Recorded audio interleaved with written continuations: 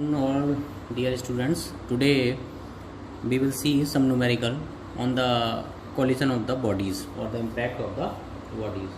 तो गेट में कुछ आए हुए पहले के न्यूमेरिकल्स हैं जिन्हें हम लोग देखते हैं, वो काफ़ी इजी न्यूमेरिकल हैं। वो आप करना चाहेंगे तो बहुत आसानी से हो जाएंगे। अगर जो आपने लास्ट जो मैंने वीडियो डाला था थ्योरी से रिलेटेड अगर वो देखा है तो ज़रूर समझ में आ जाएगा। तो क्वेश्चन देखते हैं। 2015 में एक गेट का क्वेश्चन आया हुआ है। A small ball of mass आपको स्मॉल बॉल का दिया है 1 kg, moving with a velocity 12 metre पर सेकेंड। ये 12 मीटर पर सेकेंड स्पीड से मूव कर रही है। Undergoes A direct central impact with a stationery ball of mass 2 kg। एक स्टेशनरी बॉल है जिसका मास 2 kg है और उसकी वेलोसिटी 0 है, उसे स्ट्राइक करती है। तो impact is perfectly elastic. Impact क्या है? परफेक्टली इलास्टिक है। परफेक्टली इलास्टिक है। द स्पीड इन मीटर पर second of 2 kg mass wall after the impact will be. आपको क्या है, आफ्टर इम्पैक्ट जो 2 किलो मास की बॉडी है उसकी वेलोसिटी क्या होगी वो हमें फाइंड आउट करनी है। ओके, तो न्यूमेरिकल कुछ इस तरह से है। न्यूमेरिकल मैंने नोट कर रखा है। न्यूमेरिकल कुछ इस तरह से है कि एक 1 kg मास की बॉडी है, वो 12 मीटर पर सेकंड से मूव करती है। 1 kg ये 12 मीटर पर सेकंड से मूव करती है और ये 2 kg मास की बॉडी में स्ट्राइक करती है जो कि आपकी रुकी हुई है। आफ्टर स्ट्राइक इसकी वेलोसिटी v2 डैश इसने पूछी है। तो अगर ये सेम मास होता, अगर ये मास सेम होता तो क्या होता, इस वेलोसिटी इंटरचेंज हो जाती। इस केस में ऐसा नहीं होगा, लेकिन इसने बताया है कि ये परफेक्टली इलास्टिक इम्पैक्ट है। ये क्या है? परफेक्टली इलास्टिक इम्पैक्ट है। तो आप conservation of momentum simply apply कर सकते हैं। कंजर्वेशन ऑफ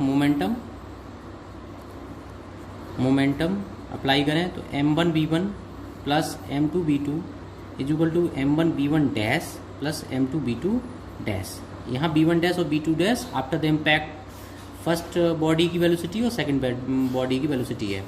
ठीक है, तो इसमें आप वैल्यू रखें तो 1 kg इंटू 12 मीटर पर सेकेंड, पहली बारी रुकी हुई तो 0 is equal to 1 kg b1 dash speed plus 2 kg into b2 dash. तो हमारे पास इक्वेशन आ गई b1 dash plus 2 b2 dash is equal to 12, पहली इक्वेशन। दूसरी इक्वेशन क्या है इलास्टिक इम्पैक्ट में, जो कि मैंने बताया था कि sum of the velocity before impact, पहली बॉडी की इम्पैक्ट से पहले वेलोसिटी और इम्पैक्ट के बाद की वेलोसिटी दोनों का सम दूसरी बॉडी की आफ्टर इम्पैक्ट वेलोसिटी और बिफोर इम्पैक्ट वेलोसिटी दोनों के सम के बराबर होगा। यहाँ आपको पता है b2 इज इक्वल टू क्या है, 0। तो यहाँ से आपका क्या आ गया, b1 plus b1 dash is equal to b2 dash. b1 dash कितना हो गया, b2 डैश माइनस 12। आपको निकालना क्या, b2 डैश तो यहाँ रख दो। b2 dash minus 12 plus 2b2 dash is equal to 12। तो क्या आ गया, 3b2 dash is equal to 24। तो v2 dash is equal to क्या आ गया, 8 मीटर पर सेकेंड। तो कितनी आसानी से न्यूमेरिकल निकल आएगा। आपको कॉन्सेप्ट ये इक्वेशन डायरेक्टली पता है, ये वाली इक्वेशन जो मैंने लास्ट में डेरिवेशन में कराई थी।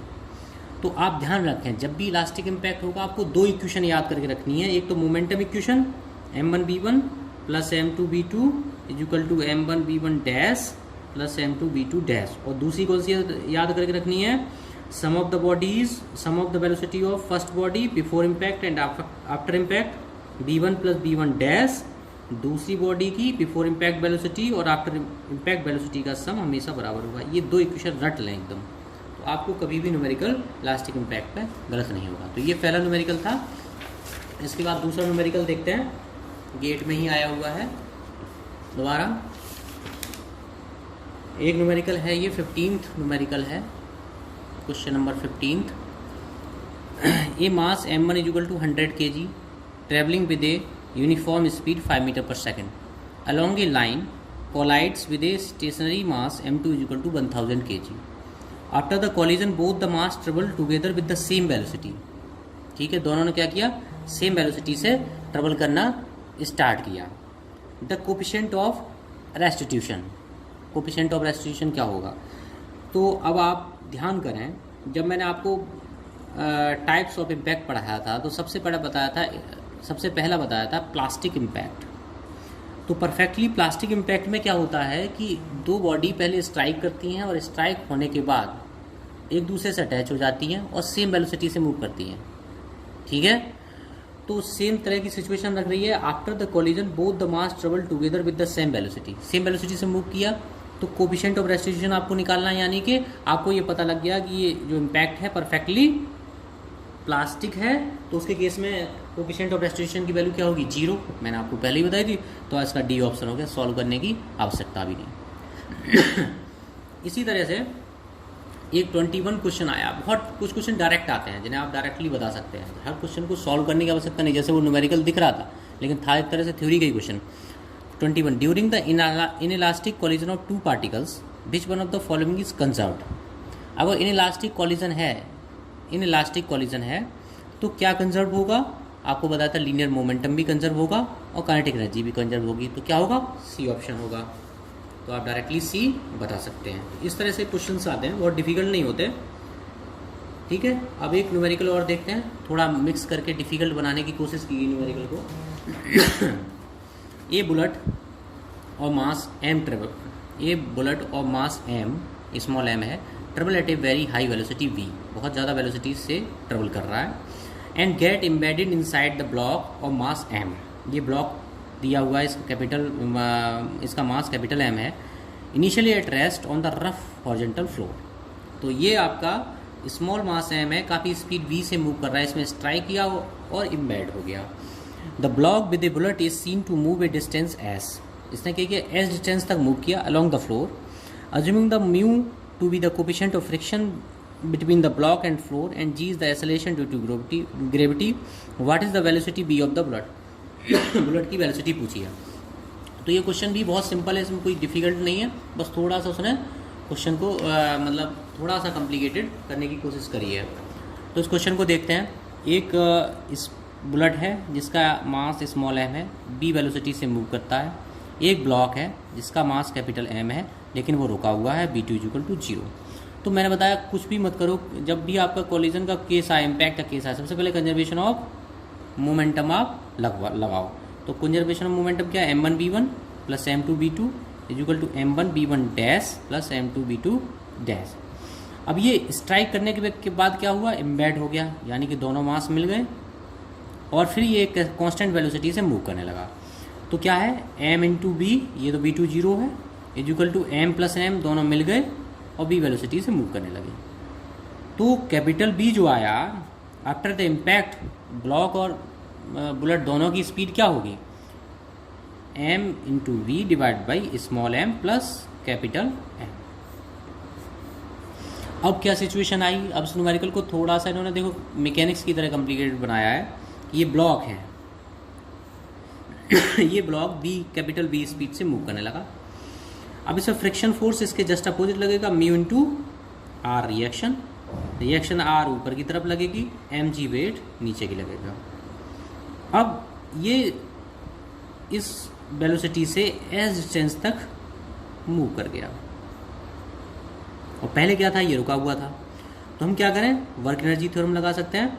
तो change in kinetic energy of block = work done by friction force. Frictional force के थ्रू जो वर्क डन हुआ उसके बराबर होगा। इसे लगा सकते हो चेंज इन काइनेटिक एनर्जी क्या, पहले काइनेटिक एनर्जी 0 थी, बाद में हो गई ½ mv², तो ½ mv² = क्या आया, म्यू, r क्या है, mg, μmg × s। तो आपको चाहिए क्या था न्यूमेरिकल में, आपको निकालना था what is the velocity v of the bullet की वेलोसिटी निकालनी थी, ये वाली।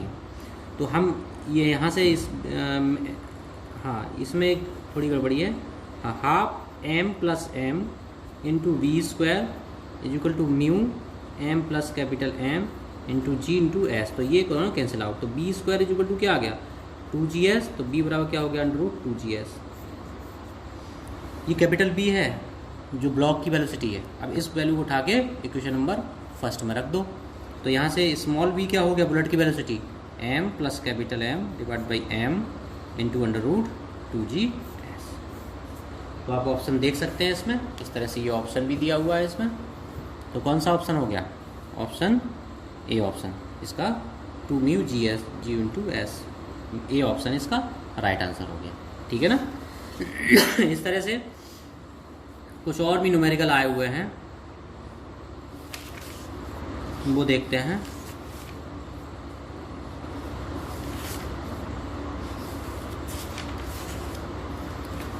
(37) क्वेश्चन आया हुआ है।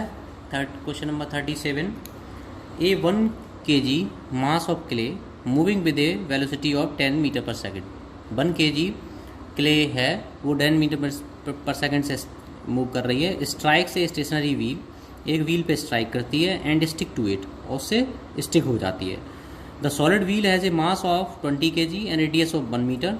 Assuming that the wheel is set into pure rolling motion, the angular velocity of wheel immediately after the impact is approximately, after the impact कितनी होगी वेलोसिटी। तो ये भी सिंपल के न्यूमेरिकल है।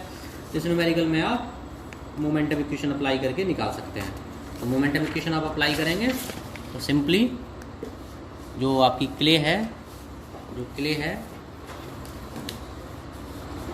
उसका मास स्मॉल m दिया है 1 kg, और जो व्हील रखा हुआ है उसका मास है 20 kg। ठीक है, ये इनिशियल वेलोसिटी 10 मीटर पर सेकंड से मूव कर रहा है, ये आपका रुका हुआ है। तो m1v1 plus m2v2 equal to after impact क्या हुआ, दोनों एक दूसरे से स्ट्रिक हो गए और एक कांस्टेंट वेलोसिटी से मूव करने लगे। ठीक है, m1v1 plus m2v2 equal to m1 plus m2v2। तो 1 इंटू 10, ये तो 0 हो ही जाएगा। ये कितना हो गया 21 इंटू v, तो v कितना आ गया 10/21। अब ब्लॉक जो है स्टार्ट करा रोटेट।